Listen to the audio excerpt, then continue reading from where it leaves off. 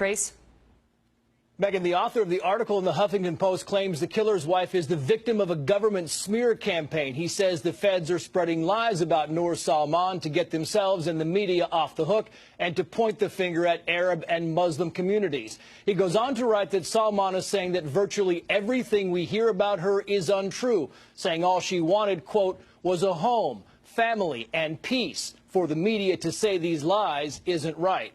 For example, it is now widely reported that Noor Salman feared her husband was planning an attack, pleaded with him not to do anything violent, but then failed to warn police. Now the wife apparently claims she didn't have any idea of an attack.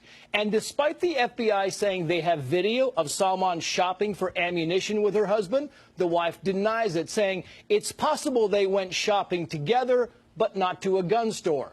As for reports that Salman drove her husband to the Pulse nightclub on at least one occasion so he could, quote, scope it out, she says she never drove him to the club and, in fact, doesn't like to drive at all. The author goes on to say he's not telling all he knows because it might make the killer's family and friends uncomfortable.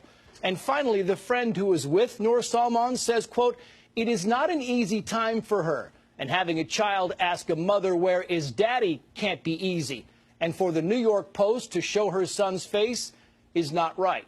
There is no mention in the article of the 49 families whose children and loved ones are also asking where they are. It should be noted the author of the Huffington Post article, Sam Husseini, is very critical of the U.S. airstrikes on ISIS in Iraq and Syria.